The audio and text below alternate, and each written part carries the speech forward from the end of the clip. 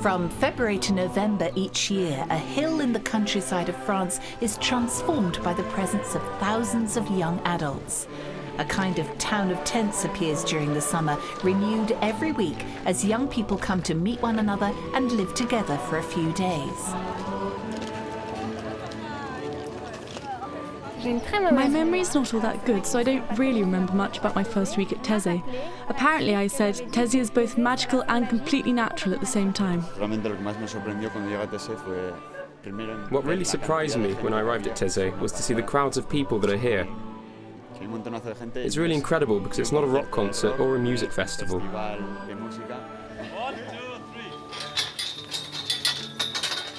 Back home, you wouldn't be able to just come up to someone and say, "Hi, I'm Lydia, I'm from England, where are you from, and what's your name?" And people will start a conversation. But here, everyone's just really nice to each other, and people don't have any barriers when it comes to striking up a conversation with a stranger. What surprised me at Taizé is in fact what Brother Roger set out to do here. Something that seemed to me totally impossible, to create communion among people.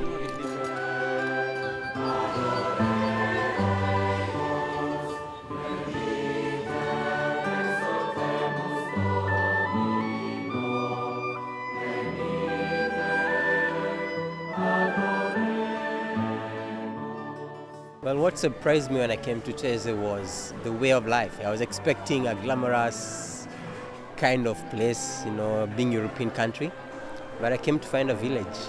You come here expecting it to be simple, and it's a really nice chance to relax and just get away from the hustle and bustle of normal life.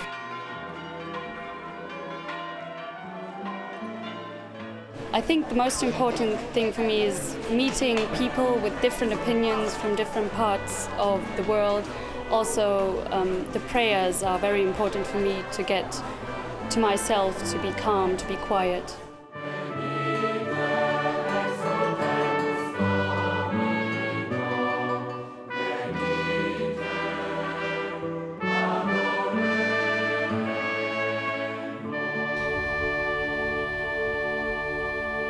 Taizé was an ordinary and rather isolated village in central France when Brother Roger first settled there at the beginning of the Second World War. He spent his first 2 years mostly alone, offering shelter to refugees, primarily Jews. After the war, a few young men came to share his life. They were to become the first Taizé brothers. Refusing any donations, they chose to live from their work. They prayed together in the village church. It wasn't long before visitors began to arrive, and in order to welcome increasing numbers of people and to allow everyone to share in the community prayer, a larger church had to be built. It's called the Church of Reconciliation. The Church of Reconciliation was opened in 1962, but Brother Roger felt that it was too big. But 10 years later, it was too small already. So what to do? The brothers decided to break down the back wall and to put a circus tent to extend the church. Pope John Paul II's visit to Taizé was another key moment in the history of the community. The words he spoke on October the 5th, 1986, remain in many people's minds. Like you, pilgrims and friends of the community, the Pope is only passing through, but one passes by Taizé as one passes by a spring of water. Oh, je me dis, on a pris conscience que Dieu nous demandait quelque chose. Ah, we became aware that God was expecting something from us. And we would like to pay close attention to the vocation that God places in the heart of every Christian.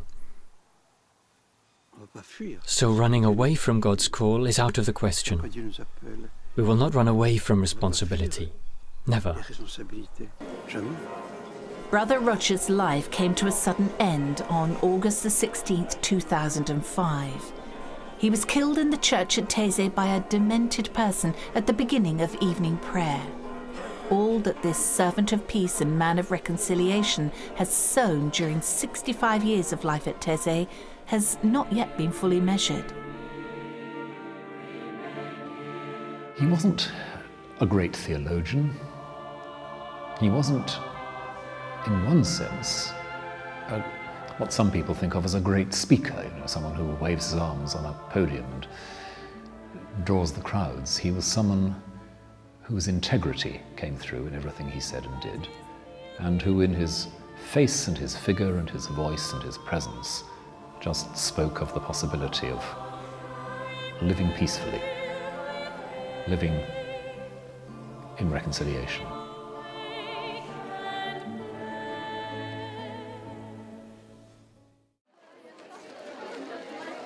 Most people arrive on Sunday and stay for a week. All are welcomed in their own language. People go to Taizé to meet others, to search and to pray. Often we can find one thing that really helps us to understand that person. Maybe it's something that happened in their life. A reflection on the well springs of faith is led each morning by one of the 100 brothers who are now part of the community. The Taizé community is ecumenical. The brothers are Catholic or from different Protestant backgrounds from over 25 countries. Reflection then continues in small groups where people learn to listen to each other.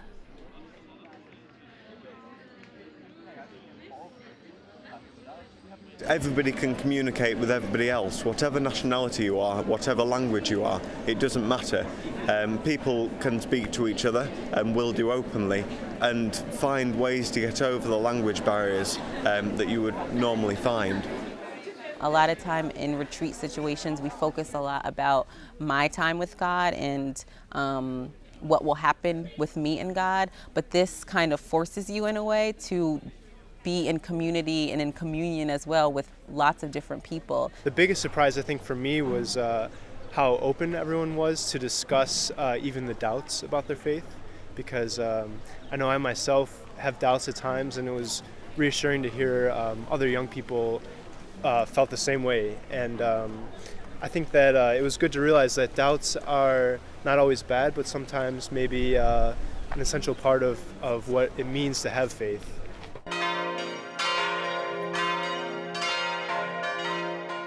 Morning, midday and evening, the prayer brings together the brothers of the community and the young people taking part in the weekly meetings.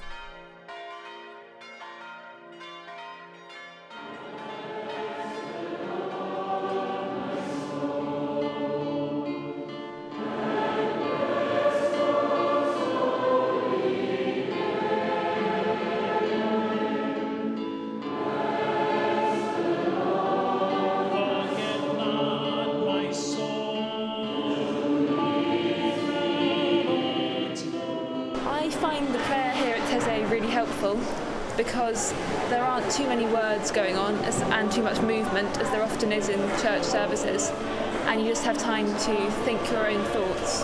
And to begin with, you don't really focus on the words, and then you start listening to the words and you start realising that your whole being is praying to God. And I don't think that you have to talk to pray to God. I think that the songs are praying to God. Well, I've never encountered anything like it anywhere else in the world. It's a very calming prayer. It gets in your heart, it gets in your mind, and I often come away from the church still chanting the chants from Taizé.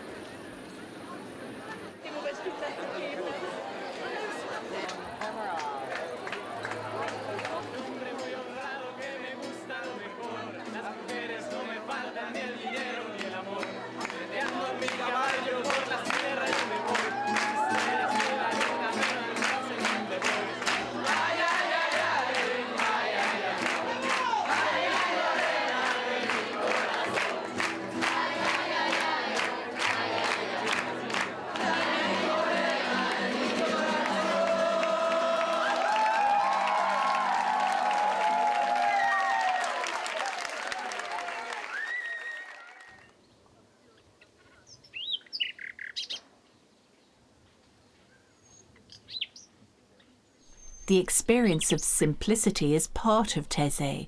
For many, it's a new experience. No, the simplicity of life is not a problem for me. It's more of what I'm used to at home in Kenya. So I'm not really surprised or disturbed by it. So it has really been an encouragement. And also to find that in Europe, people can be this simple as well. I mean, for me, it's been a joy as well. I'm enjoying the simplicity of life here, actually. I think it brings everyone together as a community really well, considering we don't all know each other. And also it's good fun. 1, 2, 3.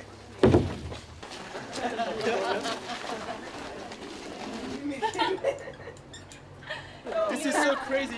You have Dutch people, German people and French people in the last one. Congratulations. There are virtually no employed staff at Taizé. The challenge of looking after such large numbers, as many as 6,000 at a time, can only be met because everyone is willing to lend a hand.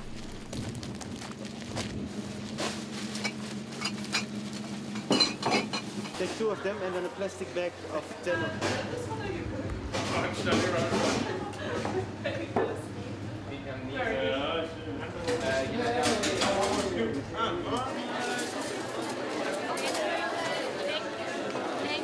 Quando torni a casa, no? Dopo la prima settimana che hai vissuto. When you go home after your first week at Taizé, you feel stronger, more confident. You have a better understanding of what you want to do. You feel energized. Senti più carico, insomma.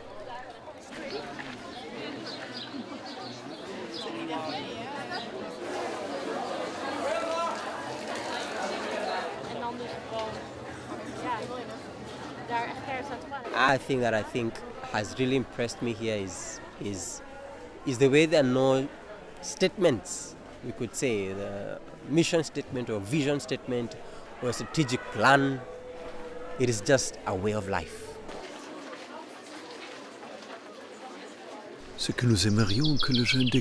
What we would like young adults to discover here is trust, a life-giving trust that can be at the heart of their existence and lead them beyond themselves to a greater openness.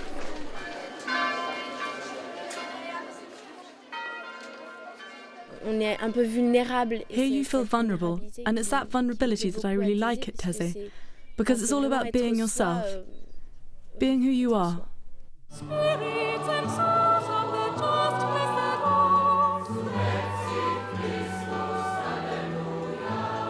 Saints in the humble-hearted bless the Lord. Cantate Domino, alleluia.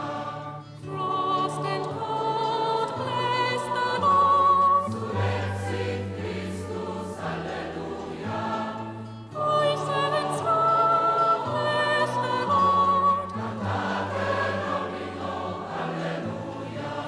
Cantar a los pueblos su gloria.